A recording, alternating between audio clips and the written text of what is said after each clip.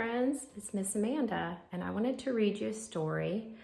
I don't have any books about dinosaurs here at my house, but I wanted to read you a Dr. Seuss book that I love.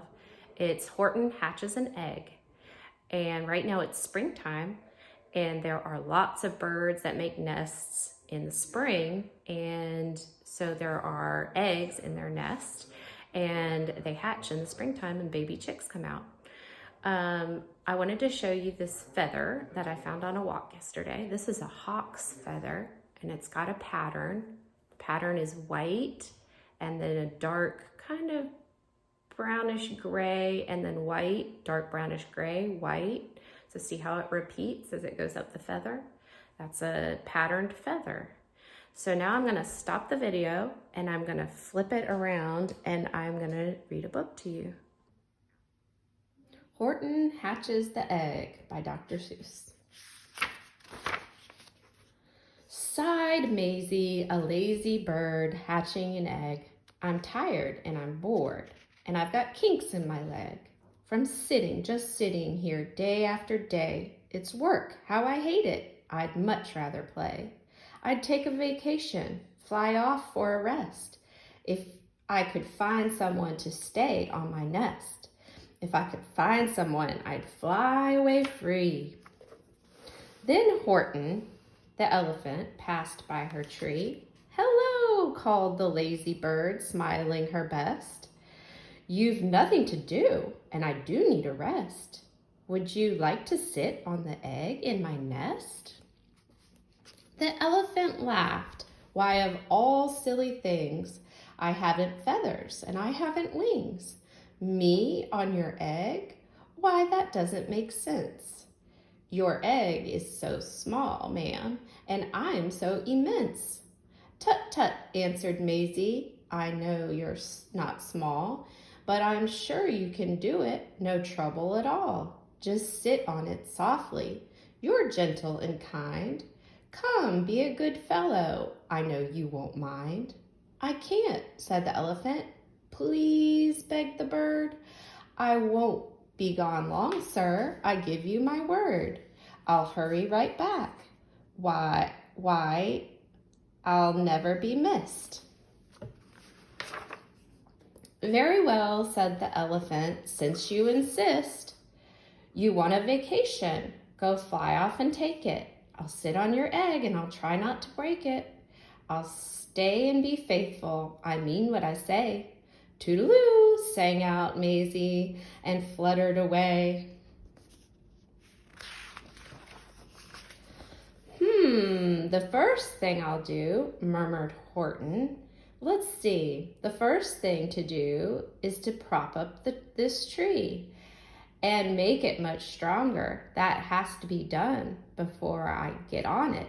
I must weigh a ton. Then carefully, tenderly, gently he crept up the trunk to the nest where the little egg slept.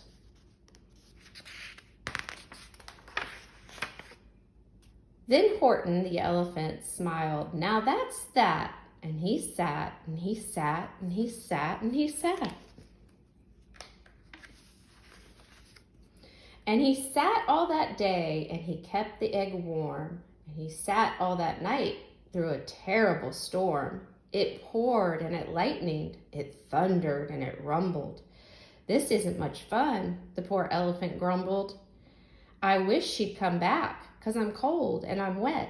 I hope that Maisie bird doesn't forget. But Maisie by this time was far beyond reach, enjoying the sunshine way off in Palm Beach. And having such fun, such a wonderful rest, she decided she'd never go back to her nest. So Horton kept sitting there day after day, and soon it was autumn. The leaves blew away, and then came the winter, the snow and the sleet.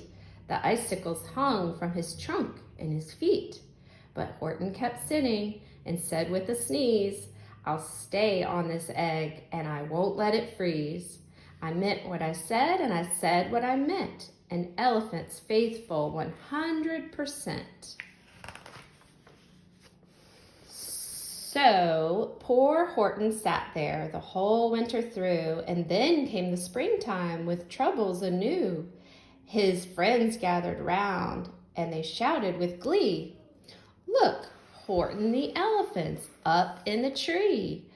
They taunted and they teased him. They yelled, "How absurd! Old Horton the elephant thinks he's a bird."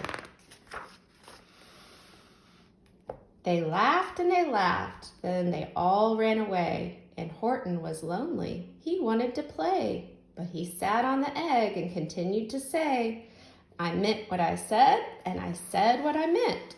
An elephant's faithful 100%.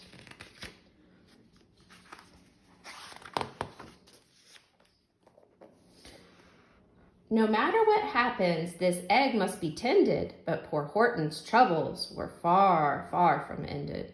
For while Horton sat there, so faithful, so kind, 3 hunters came sneaking up softly behind.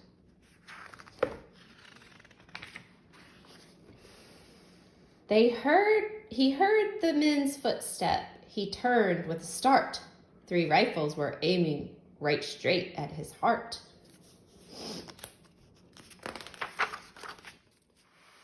Did he run? He did not. Horton stayed on that nest. He held his head high, and he threw out his chest. And he looked at the hunters as much as to say, "Shoot if you must, but I won't run away. I meant what I said, and I said what I meant. An elephant's faithful 100%. But the men didn't shoot, much to Horton's surprise. They dropped their 3 guns, and they stared with wide eyes. "Look," they all shouted, can such a thing be? An elephant sitting on top of a tree? It's strange, it's amazing, it's wonderful, new. Don't shoot him, we'll catch him. That's just what we'll do. Let's take him alive. Why, he's terribly funny. We'll sell him back home to a circus for money." And the first thing he knew, they had built a big wagon with ropes on the front for the pullers to drag on. They dug up his tree and they put it inside, with Horton so sad that he practically cried. "We're off," the men shouted, and off they all went, with Horton unhappy 100%. Up out of the jungle, up into the sky, up over the mountains 10,000 feet high. Then down the mountains, and down to the sea went the cart with the elephant, egg, nest, and tree. Then out of the wagon and onto a ship, out over the ocean, and oh, what a trip! Rolling and tossing and splashed with the spray, and Horton said day after day after day, "I meant what I said, and I said what I meant, but oh, am I seasick 100%. After bobbing around for 2 weeks like a cork, they landed at last in a town of New York.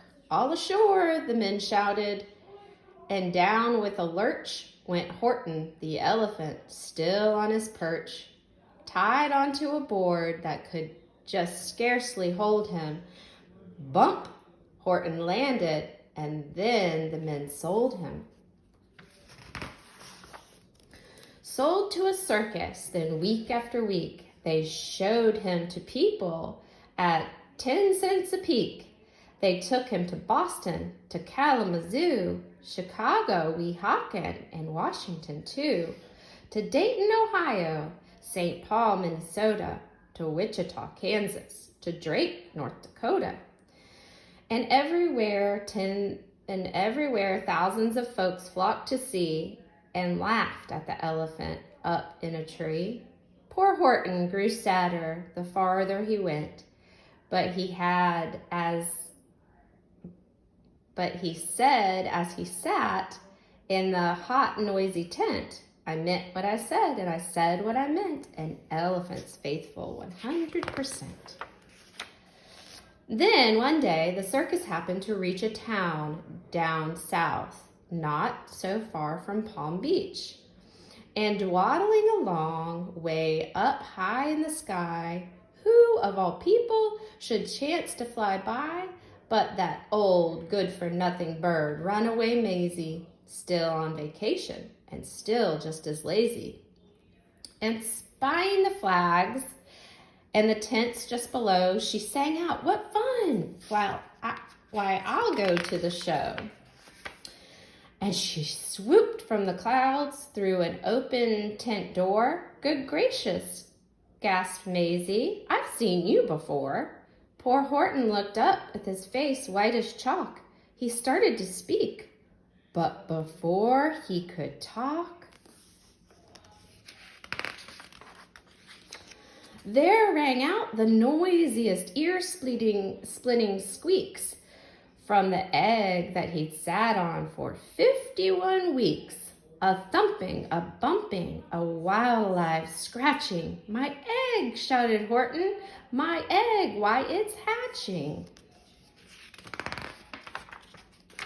"But it's mine!" screamed the bird when she heard the egg crack. The work was all done. Now she wanted it back. "It's my egg," she sputtered. "You stole it from me. Get off of my nest and get out of my tree." Poor Horton backed down with a sad, heavy heart. But at that very instant, the egg burst apart, and out of the pieces of red and white shell from the egg that he'd sat on so long and so well, Horton the elephant saw something whiz. It had ears and a tail and a trunk just like his. And the people came shouting, "What's all this about?" They looked and they stared with their eyes popping out. Then they cheered and they cheered and they cheered more and more. They'd never seen anything like it before. "My goodness, my gracious," they shouted, "my word, it's something brand new. It's an elephant bird. And it should be like that, because Horton was faithful, and he sat and he sat. He meant what he said, and he said what he meant." And they sent him home happy 100%. The end. I hope you guys enjoyed that. I miss you. Bye-bye.